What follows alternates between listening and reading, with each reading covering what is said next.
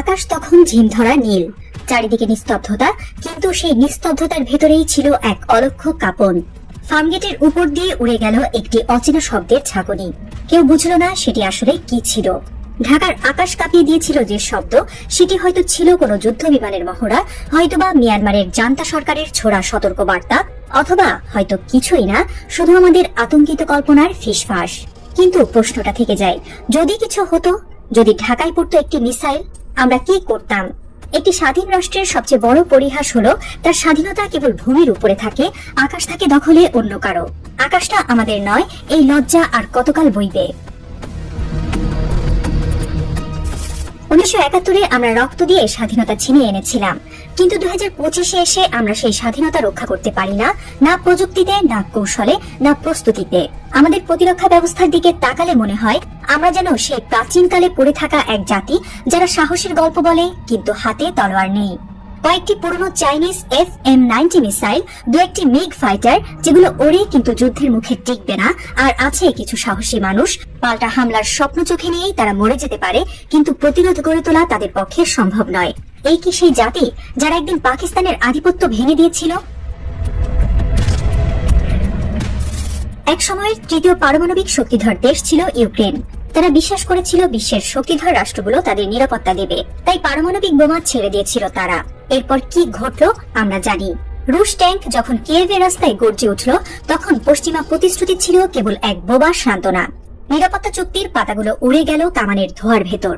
কোন যুক্তরাষ্ট্র, কোন জাতিসংঘ তাদের রক্ষা করতে পারেনি। সেই ইউক্রেনের ভুল কি বাংলাদেশও করছে? বিশ্বাসের নামে আত্মসমর্পণ।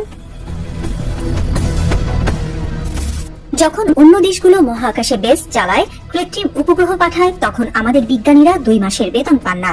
যারা রকেট বানাতে পারতেন তারা এখন কানাডা, জার্মানির ল্যাবে চুপচাপ গবেষণা করেন। বাংলাদেশের নাম বললে কনফারেন্সের দাওয়াত কমে যায় বলে চুপ থাকেন।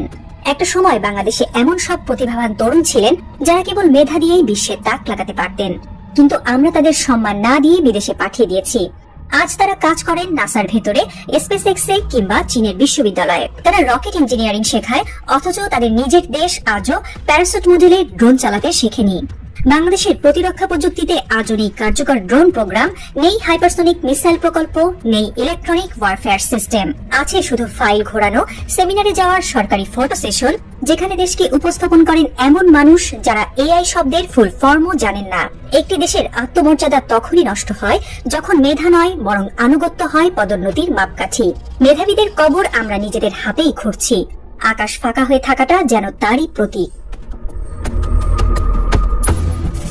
বাংলাদেশের সীমান্ত ঘেঁষে দাঁড়িয়ে আছে এক অস্থির প্রতিবেশী মিয়ানমার। রাশিয়া থেকে আনা সুখোই যুদ্ধবিমান, দূরপাল্লার মিসাইল, বিদ্রোহীদের দমন করতে গিয়ে এখন তারা এতটাই বেপরোয়া যে ভুল করেও যদি কোনো মিসাইল ঢাকার দিকে ছড়ে, আমাদের প্রতিরোধ কোথায়? রাখাইন রাজ্যের ওপারে পুড়ছে গ্রাম, উড়ছে ড্রোন। এই আগুন যে কোনো সময় বাংলাদেশের সীমান্ত ছুঁয়ে যেতে পারে, কিন্তু আমাদের সীমান্ত জুড়ে নেই আধুনিক রাডার কভারেজ, নেই অটো রেসপন্স সিস্টেম। শত্রুরা যদি ছদ্মবেশে ঢুকে পড়ে, আমাদের হাতে তখন থাকবে শুধু তড়িঘড়ি বিবৃতি। ভারতের দিকে তাকালেই বোঝা যায় তারা আকাশে আধিপত্য কায়েম করতে কেমন প্রস্তুত।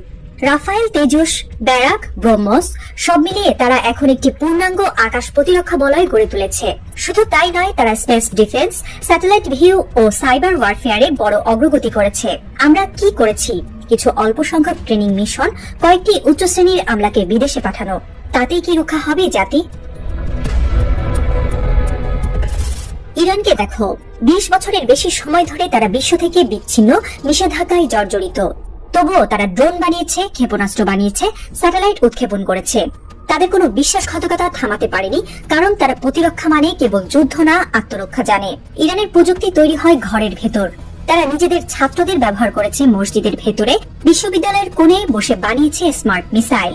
শহীদ 136 ড্রোন আজ ইসরায়েলের জন্য আতঙ্ক, আমেরিকার জন্য কৌশলগত চ্যালেঞ্জ। তাদের আকাশ তাদের নিজেদের, আর আমাদের। একদিন যদি আমাদের কোনো বন্দর ধ্বংস হয়, কোনো ঘাঁটি আগুনে ঝলসে যায়, আমরা কি শুধুই বিবৃতি দেব? আমরা কি পারি না নিষেধাজ্ঞা ছাড়াও আত্মনির্ভর হতে? প্রতিরক্ষা একটি জাতির আত্মরক্ষার সাধনা, কিন্তু বাংলাদেশে প্রতিরক্ষা মানে হয়ে গেছে শুধু স্যালুট, মার্চ পাস্ট আর রঙিন বিজ্ঞাপন।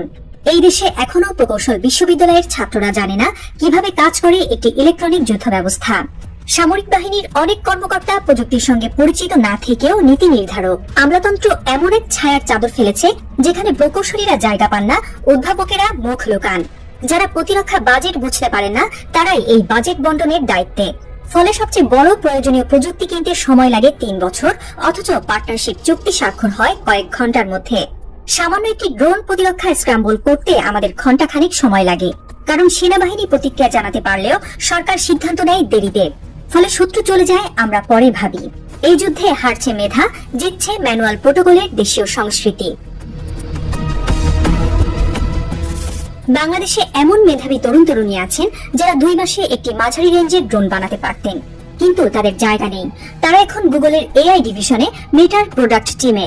বাংলাদেশের আকাশ নয়, তারা এখন ক্লাউডের নিরাপত্তা নিয়ে ব্যস্ত। এই মেধার প্রবাহ ঠেকাতে না পারলে আমরা শুধু মেধা হারাবো না, হারাবো ভবিষ্যৎ। কারণ এই তরুণরাই একদিন বাংলাদেশের প্রতিরক্ষা প্রযুক্তির পেছনে থাকতে পারতেন। তাদের উদ্ভাবন দিয়ে আমরা আকাশের নিরাপত্তা তৈরি করতে পারতাম। কারণ এই দেশে তাদের ডাকার মতো কেউ নেই। যারা রাষ্ট্র পরিচালনা করেন তারা এখনো সাইবার ওয়ার বলতে বুঝেন ফেসবুক পোস্ট। তাদের চোখে তরুণ মানে শুধু ভোটার, দক্ষ পাইলট নয়। উদ্ভাবক মানে শুধু একটি প্রজেক্ট, কৌশলগত শক্তি নয়। এই অন্ধতা আমাদের আকাশ কেড়ে নিচ্ছে প্রতিদিন একটু একটু করে। বাংলাদেশের সামনে এখনো সময় আছে।